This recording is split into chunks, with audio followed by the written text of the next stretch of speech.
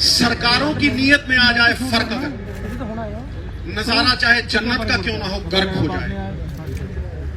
और आज मैं हिंदी में भी बात करूंगा क्योंकि मुझे पता है ये प्लेटफॉर्म क्या है। मैं जानता हूं कि गूंगी बहरी सरकार तक अगर आवाज पहुंचानी हो तो धमाका जरूरी है। ये धमाका ही है। ये मत समझिएगा कि ये 50 लोग बैठे हैं, एक एक आदमी के पीछे 2-2 लाख पंजाबी बोलता है इस मंच से, 2-2 लाख पंजाबी। और अगर कोई एमपी बैठा है तो 15 लाख लोग उसके पीछे बोलते हैं। तो ये हीरे हैं, ये पंजाब के चुने हुए नुमाइंदे। मैंने बात नीयत की है, नीयत की। नीयत साहब नीति में दिखती है, और नीति सिर्फ 2 पूंजीपतियों के लिए बनाई गई है मोदी सरकार। आप अगर ये सोचते हो कि ये कानून सरकार किसानों के हक में बना रही है तो बहुत बड़ी गलतफहमी है। ये सिर्फ 2 पूंजीपतियों के हक में उन्हें रिमोट कंट्रोल देने के लिए कानून बनाए गए हैं। और मैं आज डंके की चोट पे ये कहता हूं, छाती ठोक के ये कहता हूं कि हम मरते मर जाएंगे लेकिन अंबानी और अडानी को पंजाब में पैर नहीं धरने देंगे।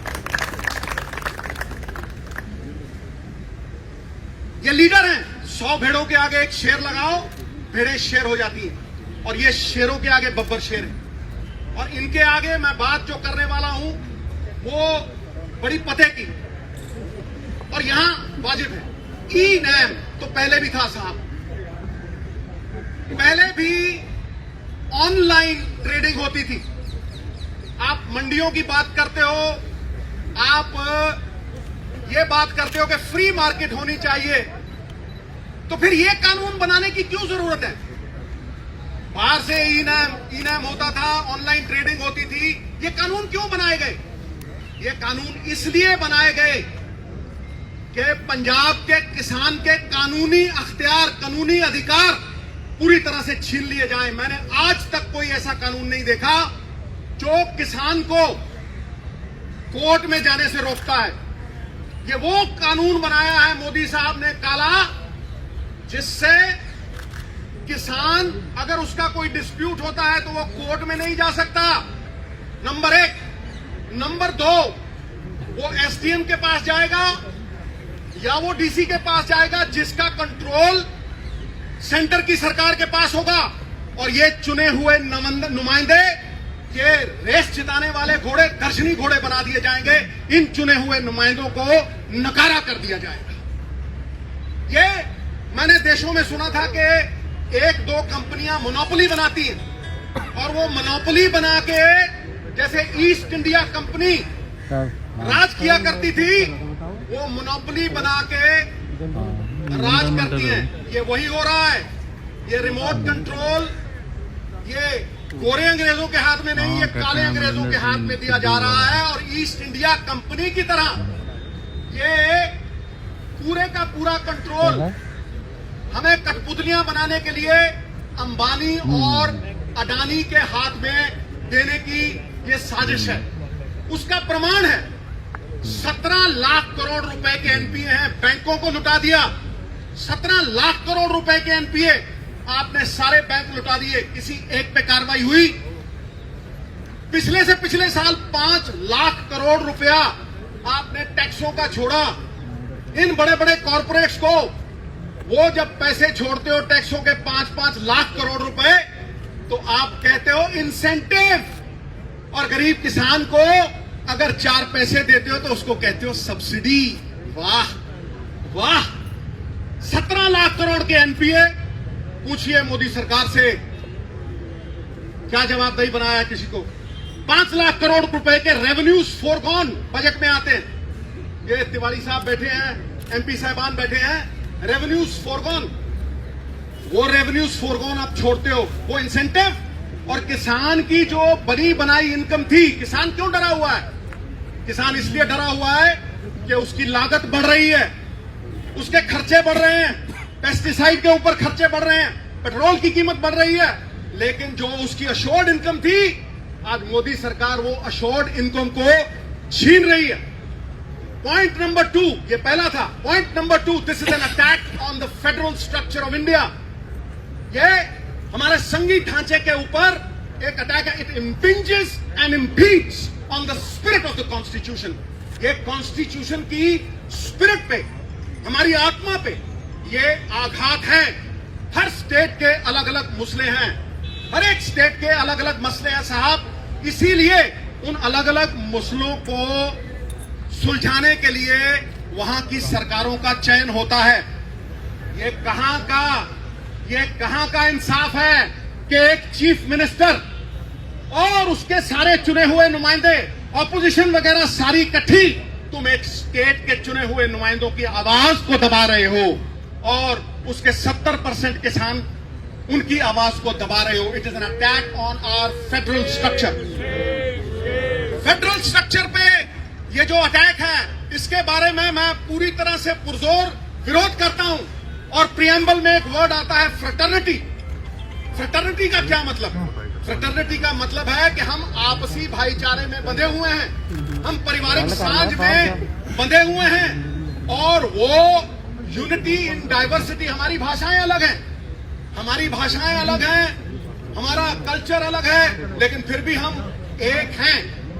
तो जब हम अपने स्टेट की बात बुलंद कर रहे हैं या किसी इंडिविजुअल किसान की बात बुलंद कर रहे हैं, हम किसान के साथ साथ हम संविधान के पक्ष में लड़ाई लड़ रहे हैं.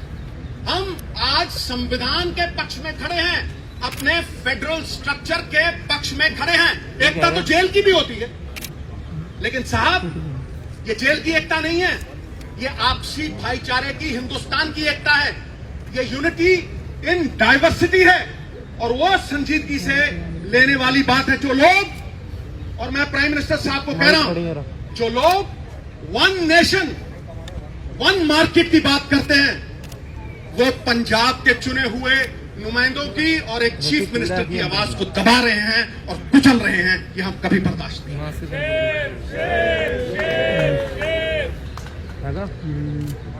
जीएसटी की तरह ये पंजाब की इनकम पे वार है. तुम हमारे ही पैसे लेते हो.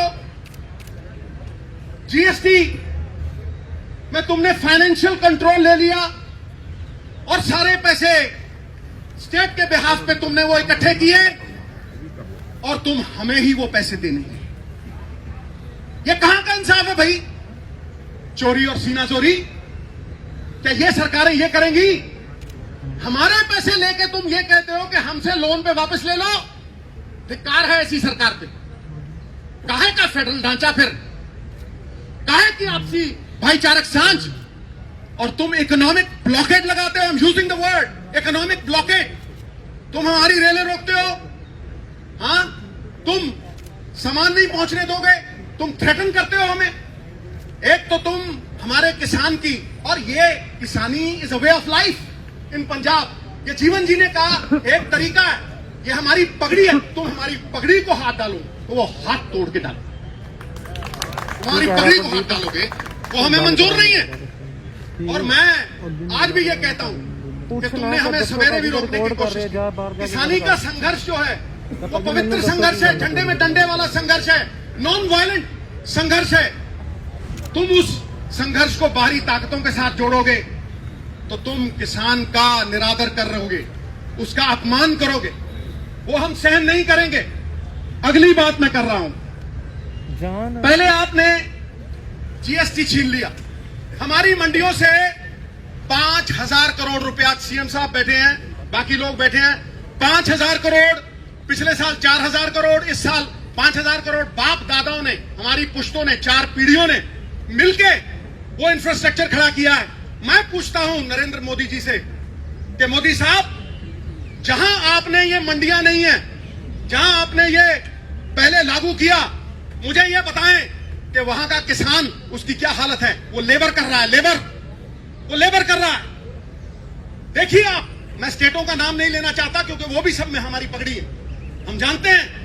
लेकिन तुम हमारे किसानों को लेबर करवाओगे, इस पगड़ी को हम पैरों में नहीं लड़ने देंगे.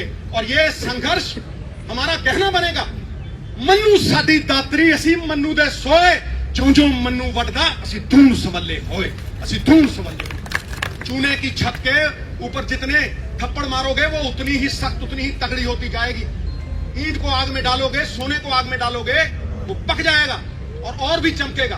मैं अगला पॉइंट जो है वो ये कह रहा हूं कि पहले आपने जीएसटी छीना, फिर आप हमारी मंडियों पे आ गए। 28,000 आरटीआर रजिस्टर्ड, 5 लाख मजदूर जो मंडियों में काम करता है, हमारे बाप दादाओं का बना हुआ इंफ्रास्ट्रक्चर, तुम उसे बर्बाद करने के ऊपर तुले हो।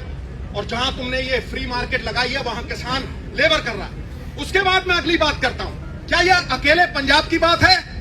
क्या ये अकेले सिर्फ चीफ मिनिस्टर की बात है या इन एमएलओ की बात है? नहीं, ये हर हिंदुस्तानी की बात है, क्योंकि फूड इन्फ्लेशन आएगी, भुखमरी आएगी। मैं कह रहा हूं आज, कैसे कह रहा हूं? क्योंकि आपने इस कानून में अंबानी और अडानी साहब जैसे लोगों को होर्डिंग को लेजिटिमाइज कर दिया। आपने उसमें लिख के दिया कि आप ये अनाज अपने गोदामों में रखिए, 50 गुना और 100 गुना बेचिए, 50 गुना और 100 गुना बेचिए। भुखमरी का कारण क्या है? मैं डंके की चोट पे कहता हूं, कोई डिबेट कर ले मेरे साथ कोई।